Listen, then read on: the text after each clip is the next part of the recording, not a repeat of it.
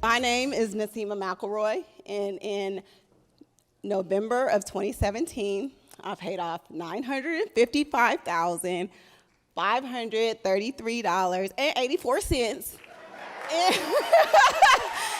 in debt, and it took me less than 3 years. So I know you guys are like, how the hell does somebody have $1 million in debt? Because I'm really from Oakland, no, okay? Add up a house in the Bay Area, 2 master's degrees, your typical lifestyle inflation, and shit really starts to add up. So what is all this debt? It's here. This is the debt. I'm going to talk more about it in depth. But what I want you to take away is today you're going to hear a lot of tips and tricks about being financially independent and all those things. But for me, paying down all this debt was really about one thing. And I'm going to break down my numbers, how I did it, what my debt was. But what I want you guys to take away is that you don't got to do all the things. Sometimes it's just that one thing that stands in between you and the financial goals you want to accomplish. There's this personal finance mantra that says you should have the same spouse, house, and car. And if you do that, you're a true optimizer because you eliminate extraneous expenses and you can really build wealth. That's hella cute, but that ain't my story, okay? I got 2 baby daddies, an ex-husband. I moved 4 times in the last 3 years. 2 of those times buying houses. I've owned 7 houses over my lifetime. And some way, somehow, in the words of the late great Maya Angelou, still I rise. I've been able to do all right with my money. What y'all know about the Gap? What y'all know about the Gap, okay? Not the iconic American store, but the gap between what you earn and what you spend. And in that gap, if you grow that gap by increasing your income or increasing your expenditures. So people always ask me, girl, did you just make more money and just put that money towards your debt? Not really. I didn't do that. And they say, did you cut your expenses? Did you live off of beans and rice? And I'm like, as much as I love a good bowl of beans and rice, or rice and peas if you're from the islands, I'm not about that life, okay? How did you do it? People say, how did you do it? How I did it was intentionality. And I'm going to break that down into dollars and cents. First, I'm going to tell you a little bit about myself. I am a registered nurse. I have a master's in healthcare administration. Where are my nurses at? Where are my nurses at, though? Hey! I have a master's in healthcare administration. I have a master's in nursing. I'm a family nurse practitioner. But for the last 12 years, I've worked as a labor and delivery nurse. I have 2 beautiful daughters, a 2-year-old and a 7-year-old. I have a podcast where I teach nurses about financial independence. And I love teaching people that look like me about money. I also have the audacity, or sass, to build a bank. And I'm building a bank specifically for nurses. All right, so let me take you back, way back in the time when my hair was a little shorter and my boobs was a little bigger, okay? My daughter had just turned 1, and I was a year into owning this 5-bedroom, 5.5-bath house that I bought for just the 2 of us. I was Instagram popping, y'all. Listen, I had the brand new house, the luxury car, the 6-figure income. The truth was, though, I was hella broke. And I knew I made too much money to be broke, but I just did not know how to fix it. And I was like, shit, let me listen to these personal finance podcasts. I was listening to hella NPR podcasts. So I was like, let me turn this listening to personal finance podcasts. And so I started hearing these people sharing their stories about how they paid off massive amounts of debt in short periods of time. And then at the end of sharing their stories, they would be like, we're debt free. And I was like, oh, that sounds really cute. And so they were doing their Dave Ramsey debt-free screens on the Dave Ramsey show. And I was like, let me see what this old white man is talking about. So I started to put the baby steps into motion. And I started implementing Dave Ramsey's plan. Ain't this about a, it's not about a bitch. It's about a budget. The other B cuss word, okay? What I realized was that I did not know where my money was going. I realized that I had to intentionally tell my money where to go every month. So I used Dave Ramsey's Every Dollar app to start zero-based budgeting, and I started giving every single one of my dollars and take-home pay an assignment. And I didn't just set my budget, I continuously checked in on my budget. Every time I got a paycheck, my bill, make sure that my money was going to work for me. Okay? Your money is like your kids, okay? You can tell them to do something, but you really got to check up on them and make sure they really doing it, right? Initially, you got to micromanage the shit, okay? I prioritized my debt payoff, and I was like, okay, I want to be debt-free by my 36th birthday. That would be really, really nice. And so I set a minimum I wanted to pay towards my debt, and I adjusted my variable expenses around that. On top of that, I used the debt snowball in order to prioritize what debt I was going to pay first. Using the debt snowball, you list your debts from smallest to largest amount, and you pay minimum payments on everything except for that smallest amount, which you throw every single dollar towards, okay? And so that was the method that I used to get out of debt. Now, I know it's taboo to talk about money. Not in this room, though, especially because last year at Economy, Jackie told y'all to throw that shit out the window. So we're going to throw that shit out the window, and I'm going to get real with y'all because that's the only way I know how to be, and I'm going to share my numbers. Y'all ready? All right. So this is my monthly take-home pay on average for those years that I was paying off my debt. I don't know, some of y'all's, damn, that's a lot of money. But, okay, I'm a nurse. I'm a registered nurse. I had 2 jobs, which is not uncommon for a nurse. I had a part-time benefited job as well as a per diem job, working about 48 hours a week, which is 6 days a week, making about $230,000 a year. And I share this twofold. Number one, to show you that I didn't increase that gap by increasing my income. And then the main reason is because a lot of people think, when I make more money, I just need to make more money and things will get better. It don't work like that, boo. Okay? All right. So here are some more numbers. There's a lot of numbers on this slide, but I'm going to break this down. So this is the total amount I paid off in 2015. So I list out every debt that I paid off by month, and the percentages are how much of my take-home pay went towards paying off my debt. Where it says not applicable is when I had some windfalls, which we'll talk about. So I started by selling this condo that I had in LA that was raggedy. And so I used that, and this was before I knew about intentionality. And I used that to pay off this 403B loan that I had taken out to put a down payment on my house, because what else do you use to put a down payment on your house?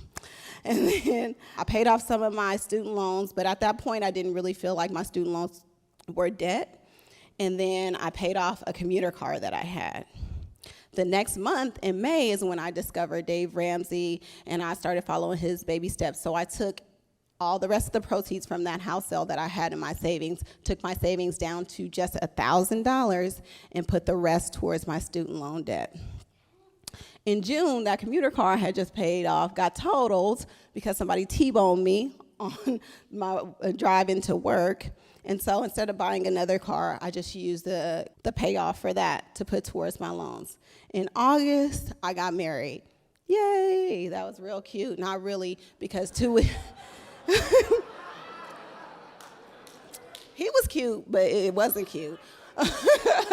Not really, because 2 weeks into my marriage, it started to be a cycle of physical and mental abuse. But I was doing a debt snowball, and his debts were a lot smaller than mine. So when we were married, we combined our income, and we started working on his debts. So I paid very little towards my debts during that time.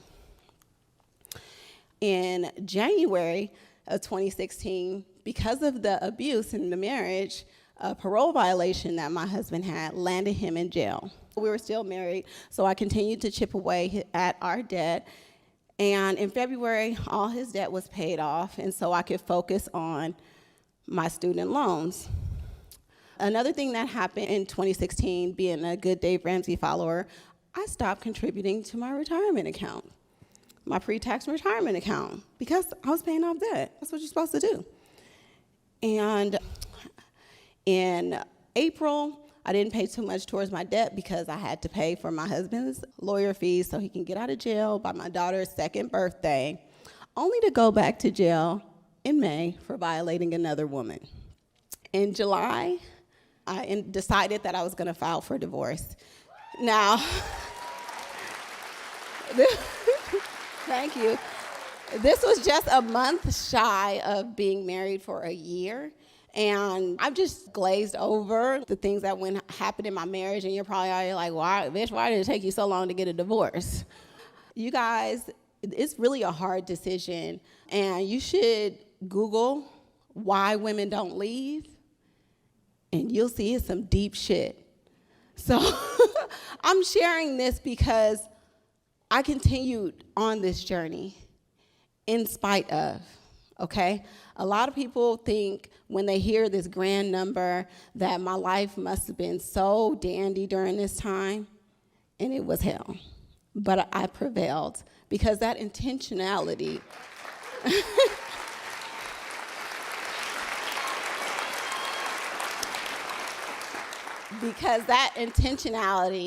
was more than just dollars and cents. It bled over into the rest of my life. And I knew that I had to not only do better for me, I had to do better for my daughter that was looking out for me, and I had to do better for people who are looking at me and people that I can inspire. All right. After filing for divorce, I pretty much just kept on trucking along, paying down my student loan debt. In April of 2017, because I made the wise decision to not invest in my pre-tax retirement accounts, and I had to file married filing separately, I lost all my tax incentives. So the IRS was like, boom, guess how much you owe me? $30,000. So I don't play with the IRS, so I went to my credit union. I had them cut me a check. I sent them a check, and that was done. But now I accumulated another debt because I had to pay this loan off from the bank. And then in May, I finally got divorced. Yay! But even being married less than a year, because I was a breadwinner, I had to pay my abusive husband a $15,000 divorce settlement, which broke down to $1,500 a month. So needless to say, between paying off the IRS loan and the divorce settlement, I was barely making that much headway on my student loan, so I was paying the minimum. And then in November, wanting a fresh start with a new partner, I sold my McMansion and was completely debt-free.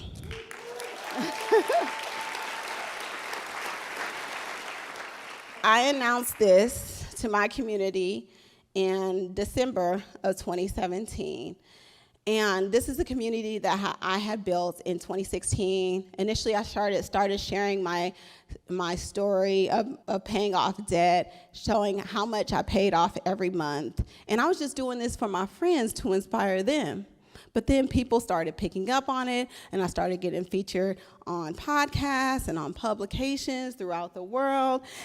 And it's what led me to be here in front of you. So that started the Financially Intentional brand or platform. Like what I did there, intentionality, intentional. All right, so let's look over this debt again.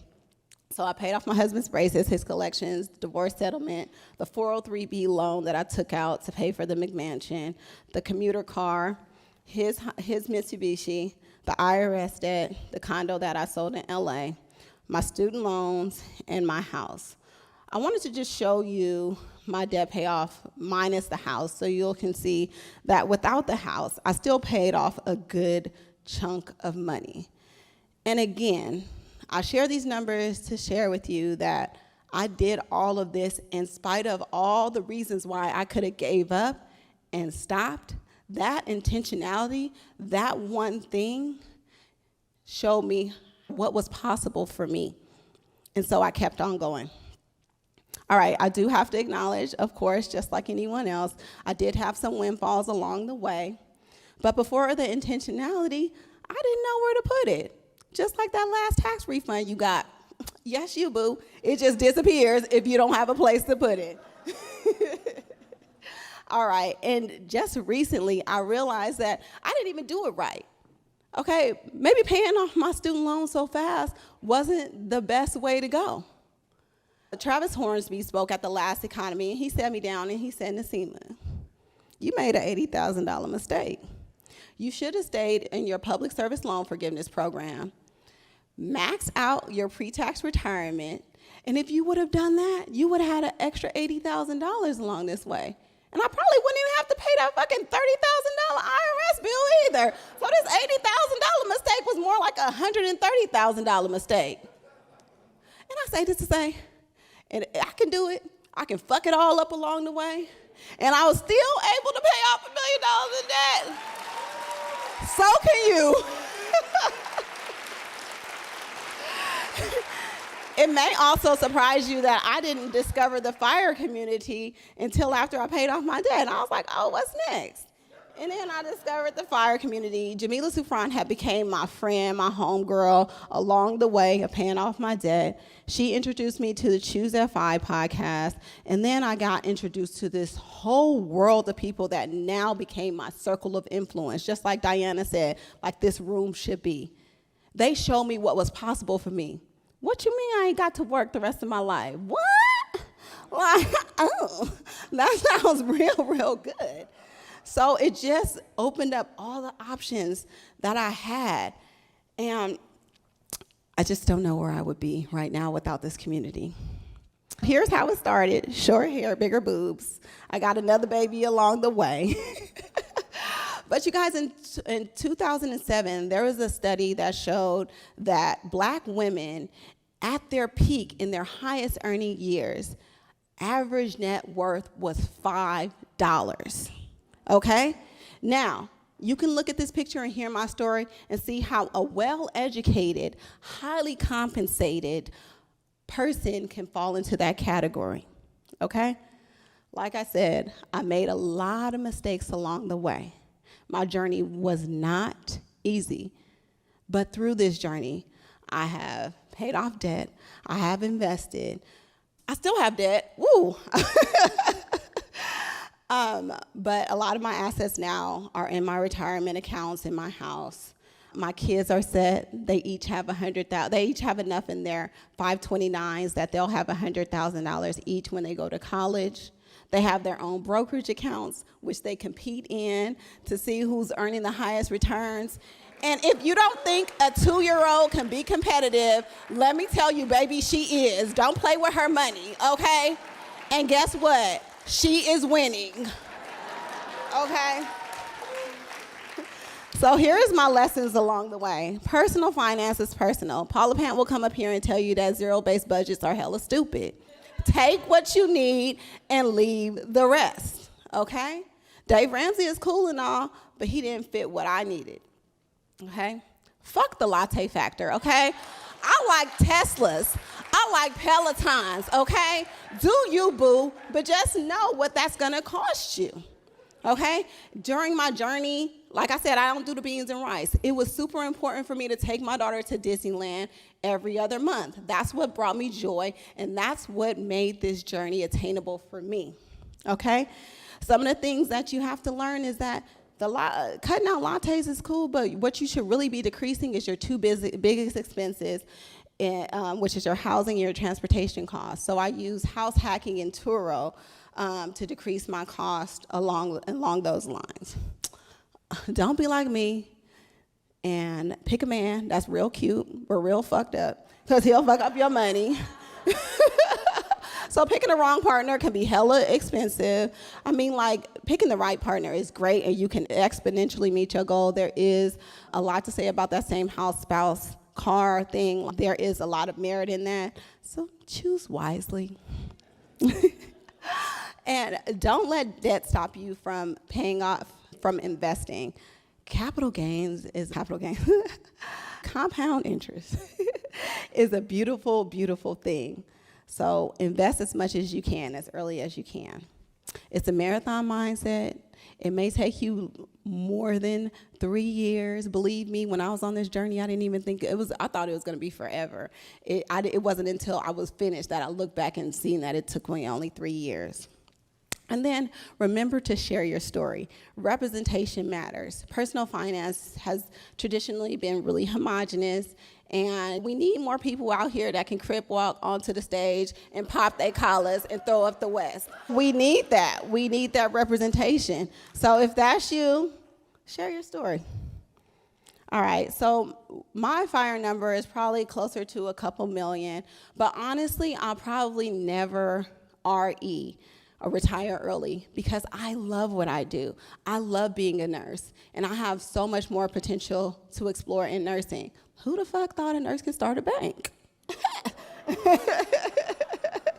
Nursing, I can make as much money, I can write my own check and stack hella money, or I can work very little and travel for the rest of the year. There's so many options, I don't really see myself retiring. There are endless ways to optimize your finances. You don't even have to get it right. Sometimes it's just that one thing that you need to do that will set you on your path.